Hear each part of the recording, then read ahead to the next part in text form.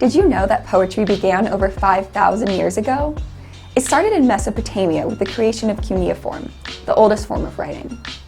It's thought that poetry originates from ancient rituals and chants used during religious ceremonies or rites of passage. Poetry is an art form where language is used for its aesthetic qualities instead of just its semantics. These qualities are tied into storytelling and to express emotions and feelings. Poetry uses a lot of imagery, connotation, and sound to convey messages. Because of this, poetry is abstract and interpretive, so there can never be a definitive meaning, as everyone can infer their own. Poetry also incorporates elements of sound to further the context of the writing. Rhythm is the flow of the poem. Each line creates rhythm by using stressed or unstressed syllables. Stressed syllables are longer and emphasized, whereas unstressed syllables are shorter and not emphasized. Poems that don't have rhythm are called free verse. Another element used in poetry is rhyme. Poetry forms such as ballads, sonnets, and rhyming couplets use rhyme at the end of the lines. Poetry is important in modern society for many reasons. Using this ancient art form is one of the ways we remain connected to our ancestors. Poetry is a way to relate to the people and the world around us. Tampa is an artsy city, and we have plenty of local poetry to enjoy. Are you aware that Tampa has its own city wordsmith? Her name is Giovanni Cerro, and she was appointed the city's first wordsmith by Mayor Jane Castor in 2020. Ms. Russo is a poet, publisher, and professor who has spent decades writing and teaching. As a wordsmith, she works on highlighting poetry and other forms of writing in our city through projects and community participation.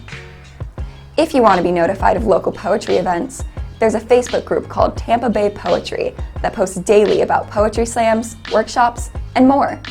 One Tampa poet who stands out for his unique method of writing is Giovanni Cerro of Gio's Typos. My name is Gio's Typos. I am the poet for hire. Today we're at the Intermezzo Market, the Mezzo Market on Baum Avenue in St. Pete. So what I do is I write poetry on the spot. People choose topics, any topic they want, from love to Bitcoin to cool shoes. I mean, like the topics are so far. I create a poem for them in about 6 minutes.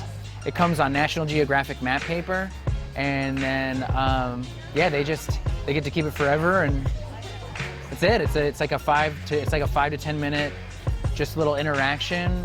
It's like a co-creation of art. So I started writing poetry when I was like 9 years old.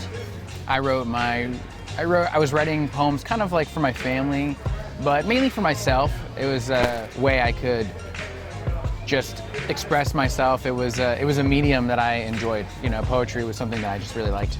So Gio's Typos started, so I've been in St. Pete for like 10, 12 years now. I started writing poetry at, the first time I ever wrote poetry was right outside Intermezzo Coffee and Cocktails. So I sat in front.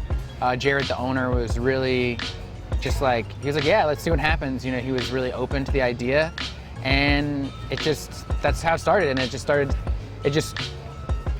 took off. People really wanted the idea of poetry, like on the street. There was a fun performance art for people to like be interactive.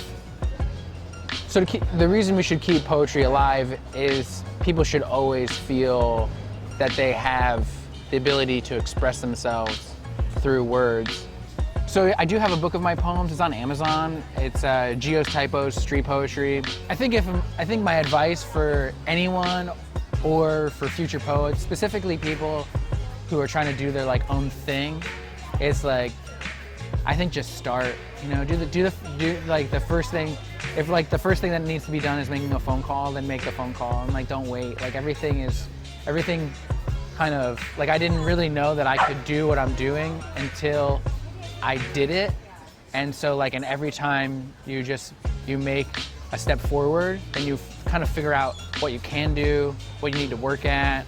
So like, don't wait, just like publish that book, take the first step. You gotta, you know, it's all about forward momentum, and then you'll learn as time goes. Like, don't be afraid to start.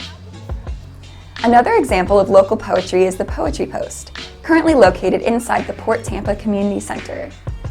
This interactive display came to be through the Art on the Block initiative created by Mayor Jane Castor.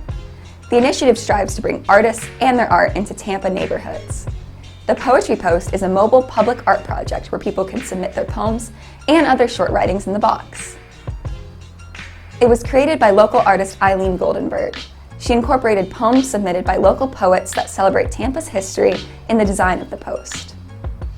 The post began its journey at Tampa City Hall and then was temporarily installed at different locations in Tampa. To keep up with the Poetry Post and other Art on the Block projects, follow the City of Tampa on social media. To stay updated on the arts and culture of Tampa Bay, be sure to tune into Spectrum Channel 636, Frontier Fios 34, or go to watch.tbae.net. A special thanks to Giovanni Cerro for sharing his love of poetry with us. Here's an original Gio's Typos poem that we commissioned. To Natalie, cats. We roll on the floor and meow loud. We look to our tower and we roar loud. Finding all of our treasures when the kibble comes. Splurging on that catnip is always fun. Finding the zoomies during the twilight, and our wild cat comes out. Claws and feline sabers need the couch. I am the king of the castle, she is the queen of the love seat. When our tails intertwine, it is jiu-jitsu on the streets. Backs to the floor till we get pooped, then it's licks and cuddles, serving up a whole bunch of little purr soup. I love it. Oh my god. Yeah, thanks. Thank you so much. Yeah, cool.